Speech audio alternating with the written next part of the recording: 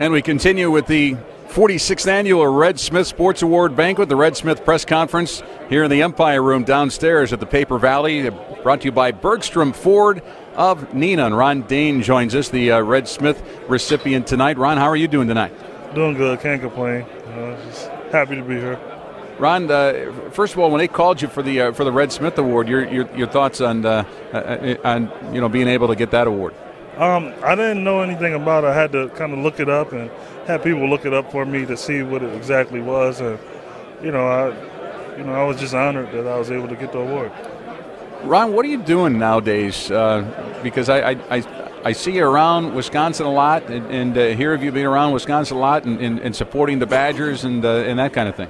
Well, actually, I have my own gym. It's called Champion Style Athletics in Madison. I work with the school, university, too. And I also work with Miller Beer, too. And I got 4 kids, so, that's a job in itself. I know where you're coming from there.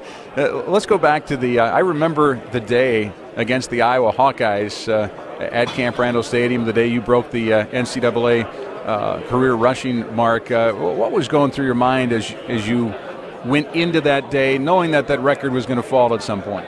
Well, going into that game, we already knew before the game that we had won the Big Ten if we would go out and win, and everybody was focused on the record. So I knew that was going to be a goal, for us, because it was a goal throughout the season, and we just went out and did it. It was just a great day. It was an amazing day. Like the biggest thing that I really remember is after the game when they had all the white towels up, and it was just amazing. Have your number and name up on the side of the stadium? That has to be a thrill. Oh yeah, definitely. I tease my kids with it, and they're like, "Well, I'm a Dane too," So it's cool. And of course, you're the Rose Bowl MVP 2 times, which really was a thrill. And to play for Coach Alvarez and to win that Rose Bowl a couple of times, that was outstanding. Well, yeah, it was a great time. We had great teams. All 4 years we went to a bowl game, so. We played together. It wasn't no pointing fingers. A couple times when I pointed fingers at myself, the guys would still stick with me and, Ron, come on, we need you for next game. So we were a big family, and that was the thing that I kind of see as a difference in the teams. We were like all brothers. So it was like we always hung out together. We were always around each other. So it just made it that much easier to play for each other.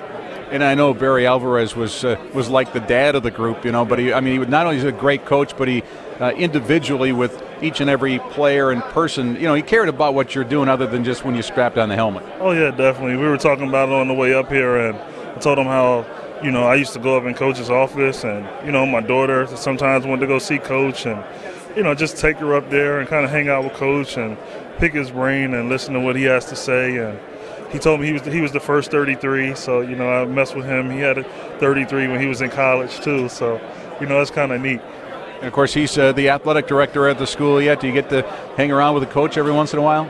Yeah, definitely. I always go up, especially when I'm around, to go see Coach and just to say hi. And he's like a dad, like you said, to me. So I always go talk to Coach or call him if I'm feeling down or feeling something ain't right. I'll call Coach. And I still call him, and just to talk to him or leave him a message. You're a first-round draft pick in the National Football League, and you play in the NFL. But I still look back, and when I remember Ron Dayne, I remember him as a Wisconsin Badger. To me, those years, and you started on the scene right off the bat early in your career. And of course, you got to do that if you're going to break the all-time individual career rushing mark. But it was a special 4 years, wasn't it? Oh, man, it was great 4 years. I wish I can do 4 years like that every couple years, But it was a great time. We had great teammates, we had great coaches. People, like you see all the time, the Badger fans are always going to be Badger fans. So, it doesn't get any better than that. People still cheer for me and are glad to see me, so I'm happy.